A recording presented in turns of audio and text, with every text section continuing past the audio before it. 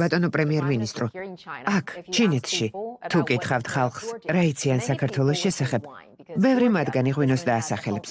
საქართველოს ღვინის სამშობლოდ მიიჩნევა თიხის დიდი ჭურჭლის გამოც. რომელსაც ჰქვია ქვევრი. ახლა უკვე ღვინის გარდა მრავალი სხვა პროდუქცია ხვდება საქართველოდან ჩინეთის უდიდეს სამომხმარებლო ბაზარზე. პრეზიდენტ სი ძინპინთან შეხვედრისას მან ასევე ბრძანა, რომ ჩინეთი მიესალმება საქართველოდან მაღალი ხარისხის პროდუქციის მზარდ იმპორტს. რა შეიძლება ველოდოთ მომავალში ჩინეთის ბაზარზე? დიდი მადლობა ქართული ღვინის შესახებ თქვენი კომენტარებისა და მისი პოპულარიზაციისთვის. საქართველო ნამდვილად არის ღვინის სამშობლო. ჩვენ ვამაყობთ ამით. და რა თქმა უნდა, მისი პოპულარიზაცია უნდა მოვახდინოთ ჩინეთში. სწორედ ამიტომ ვფიქრობთ თუნდაც ტურისტული ცენტრების გახსნას ჩინეთის სხვადასხვა ქალაქში, ქართული ღვინისა და ზოგადად საქართველოს უფრო აქტიურ პოპულარიზაციას. ეს შეიძლება ჩინელი ტურისტებისთვისაც საინტერესო იყოს. საქართველო ლამაზი ქვეყანაა.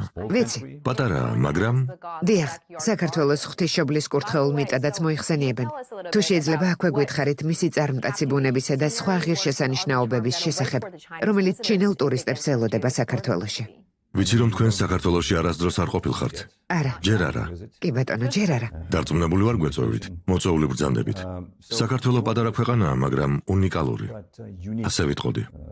მას უნიკალური კულტურა აქვს, უნიკალური ხალხით, სტუმართმოყვარეობით, ღვინითა და ულამაზესი ბუნებით. საქართველოში 22 კლიმატური ზონაა. ერთ ადგილასაა ყველაფერი თავმოყრილი. გვაქვს უდაბნო, სუბტროპიკული ზონა, მთები, შავი ზღვა როგორც იცით, მდინარეები, 26,000-მდე მდინარე და ტბები. ამიტომ ყოველგვარი გადაჭარბების გარეშე შეიძლება ითქვას, რომ საქართველო უნიკალური ადგილია სანახავად. ტურისტიც ბევრი გვყავს. პანდემიამდე წელიწადში 9,300,000 ადამიანი სტუმრობდა ქვეყანას.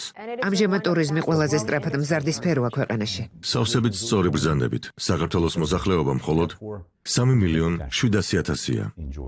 ამიტომ პოტენციალი დიდია საქართველოში ამ მიმართულებით. ჩინეთის მეტი მოქალაქე გვინდა ვიხილოთ საქართველოში ტურისტად ჩამოსული. საუბარი მაქვს ტურისტულ ჯგუფებსა და ტურისტულ სააგენტოებზე, რომლებმაც შეიძლება წარმომადგენლობები გახსნან და ქვეყნის პოპულარიზაცია მოახდინონ.